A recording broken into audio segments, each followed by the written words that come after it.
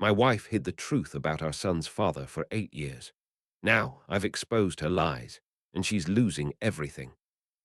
I had a beautiful wife, Emma, and an 8-year-old son, who I thought was my entire world.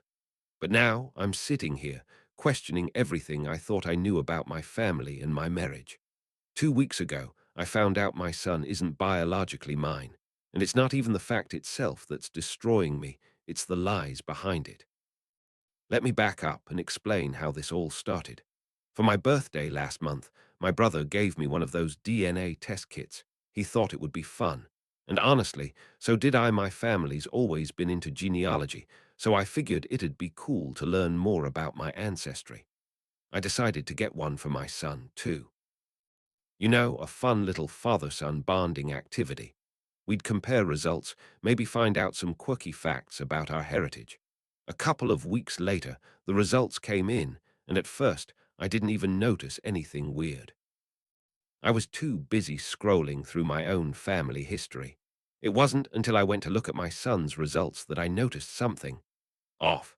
There was no match between us. At first, I thought it was just a glitch in the system. These things aren't 100% accurate, right? But the more I looked, the more I realized it wasn't just some technical error. There was zero shared DNA between us. Zero. I was in complete disbelief. I sat there staring at the screen, my mind racing. Maybe they'd mixed up the samples. Maybe there was a mistake during the testing process. I wanted to believe anything but the obvious explanation. Because if this was true, if this was real, it meant my son wasn't biologically mine. I didn't tell my wife right away. I didn't know how to bring it up. For 2 days, I kept it to myself, trying to figure out what the hell I was supposed to do. But every time I looked at my son, I felt this knot in my stomach. How could I look him in the eye and pretend nothing had changed when my whole world was crumbling inside? Finally, I couldn't take it anymore. One night, after we put our son to bed, I sat Emma down and told her about the DNA test. I tried to keep it calm and rational, but my voice cracked when I told her the results didn't make sense. I expected her to be as shocked as I was. I expected her to say, "That's crazy, let's figure this out," but she didn't. At first, she just stared at me. Then she let out this nervous laugh, like she was trying to play it off. She said something about how those tests aren't always accurate, and maybe I shouldn't take it so seriously, but I wasn't buying it. Her reaction felt off, like she was scrambling to come up with an explanation, but couldn't quite find the words. So I pressed her. I told her this wasn't something we could just shrug off. I asked her point blank, "Is there something you're not telling me?" That's when she broke. She started crying, full-on sobbing, and I felt my stomach drop. She kept saying, "I didn't know how to tell you, and I was scared you'd leave me." It took her almost 10 minutes to get the words out, but when she finally did, it felt like the floor had been ripped out from under me. She told me our son isn't mine, he's her ex-boyfriend's. I didn't even know what to say. My head was spinning. I asked her when this happened, how this happened, why she never told me. She explained that when we first started dating, she and her ex had only been broken up for a couple of months. She found out she was pregnant right after we'd started getting serious, and instead of telling me the truth, she made the decision to pass the baby off as mine. Her exact words were, "I knew you'd make a better dad than he ever would." I didn't want to lose you. I couldn't believe what I was hearing. She lied to me for 8 years. She let me believe this child was mine.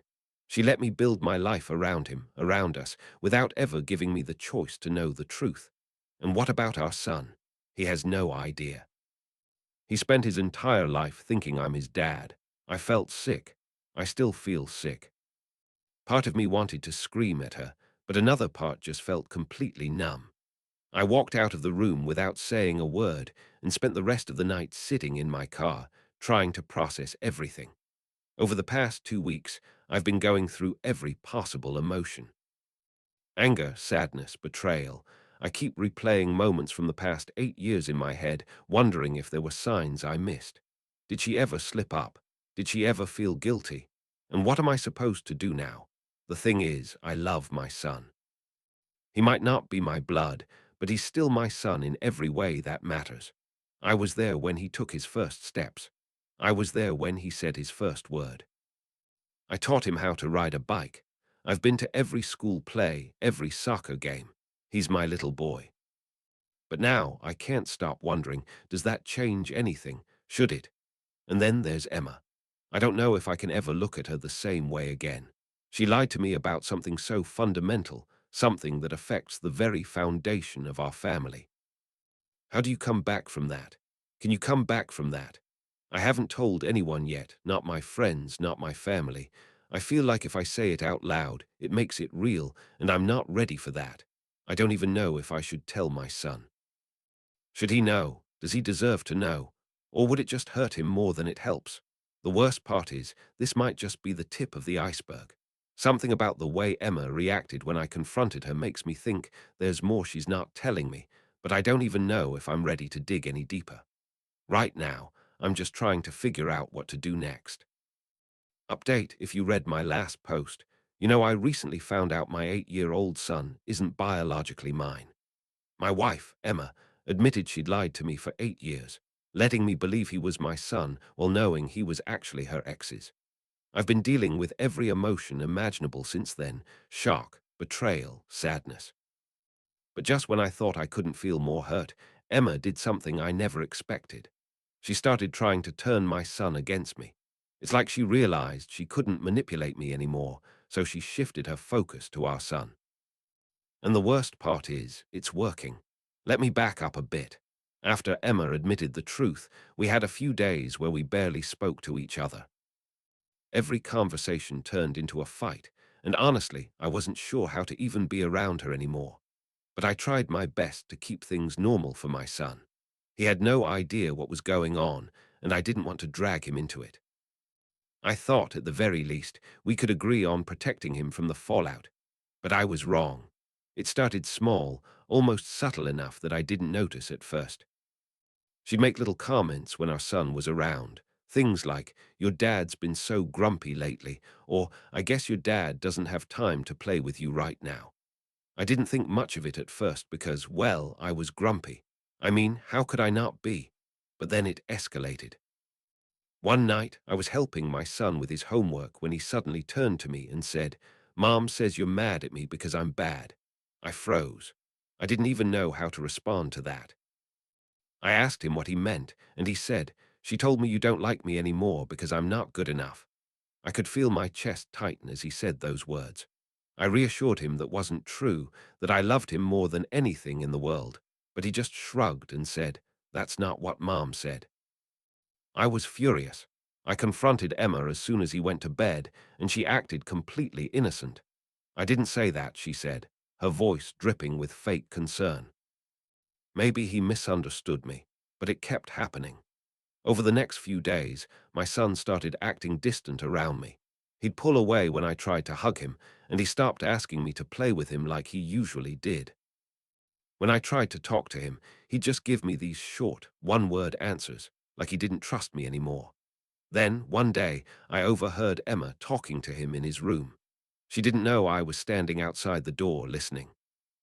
She was saying things like, "Sometimes dads get mad when kids aren't perfect, and it's okay if your dad doesn't love you as much as he used to. I'll always love you no matter what." I felt like I was going to explode. How could she say something like that to an 8-year-old? She was planting these ideas in his head, making him think I didn't love him, and for what? To punish me for finding out the truth, to protect herself.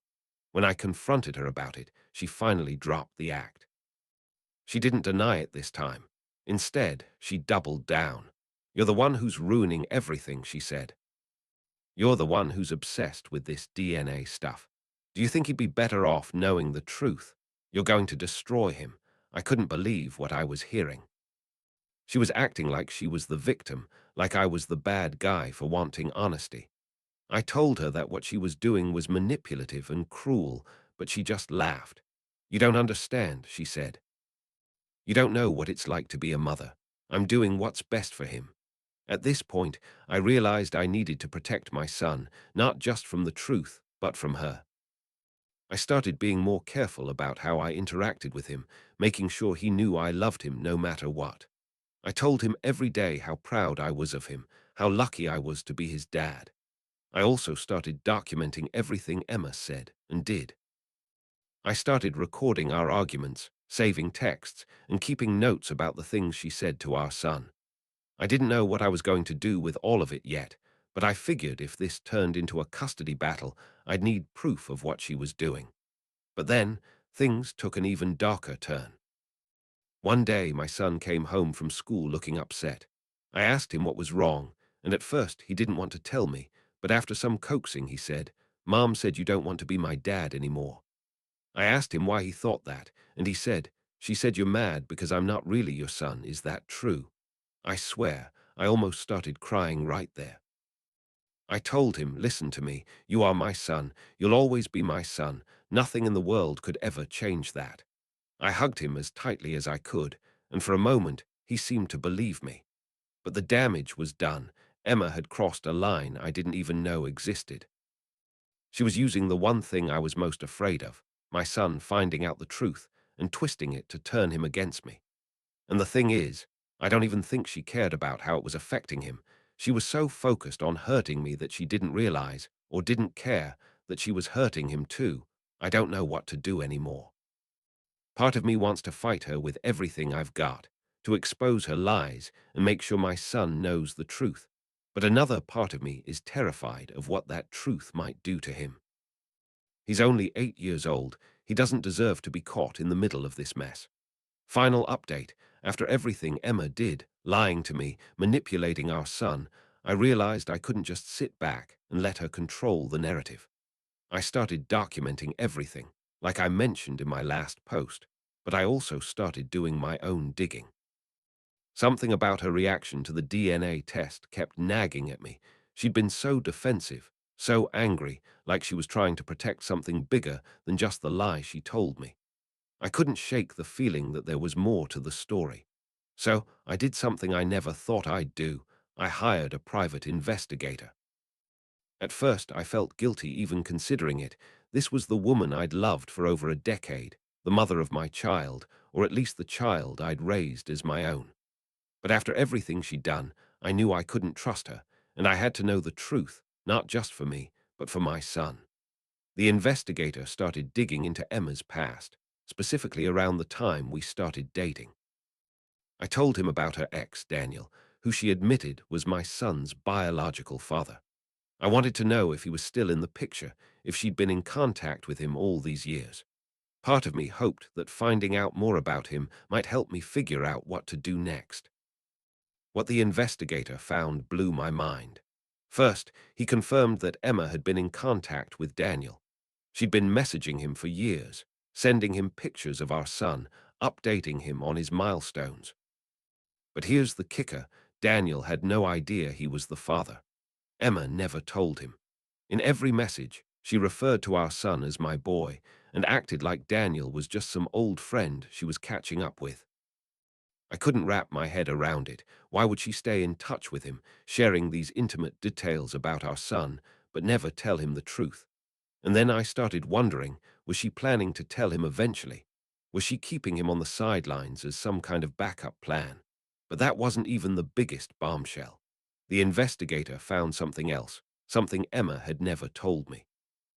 Before Emma and I started dating, she and Daniel had been married. Not just dating, married. It was a short-lived marriage, only about a year, but they'd been together long enough for it to matter. She never once mentioned this to me. Not in all the years we'd been together. I felt like the air had been sucked out of the room when I heard that. I mean, think about it. She let me believe Daniel was just some random ex-boyfriend from her past. She conveniently left out the part where he was actually her ex-husband. But wait, it gets worse. The reason their marriage ended was because Emma cheated on him. The investigator found court records showing that Daniel filed for an annulment, citing infidelity. I couldn't believe it.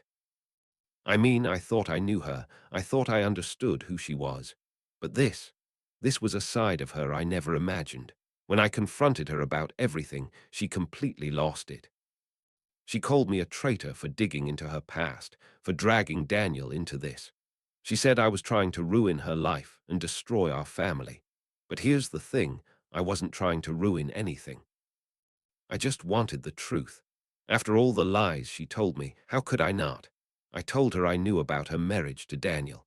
I told her I knew she'd been in contact with him, that she'd been sending him pictures of our son. And then I asked her the question that had been eating away at me. Why didn't you ever tell him he was the father? Her answer, because I didn't want him to take my son away from me. I was stunned. She wasn't protecting me. She wasn't even protecting our son. She was protecting herself. She wanted to control the situation, to make sure no one else had a say in what happened to our son. Not me, not Daniel, no one. At that point, I realized I couldn't trust her at all. Every word out of her mouth felt like another lie, another attempt to manipulate me. So I made a decision. I reached out to Daniel. It wasn't an easy decision. I went back and forth on it for days, wondering if I was making a huge mistake. But in the end, I felt like he deserved to know the truth.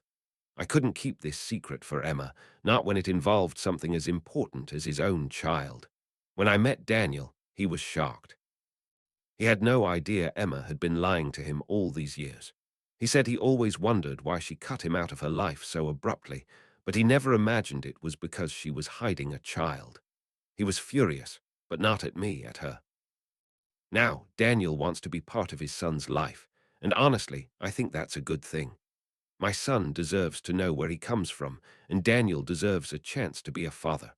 But I know this is going to turn my world upside down even more. Emma, of course, is livid. She's calling me a traitor, saying I've ruined everything. But you know what? I don't care anymore. She lied to me, she lied to Daniel, and she lied to our son. She's been trying to control everything for years, and now it's all falling apart. I'm still figuring out what comes next. I've already talked to a lawyer about custody, and I'm prepared to fight for my son if it comes to that. Because no matter what, I'm not walking away from him. He's my son, blood or not, and I'll do whatever it takes to protect him.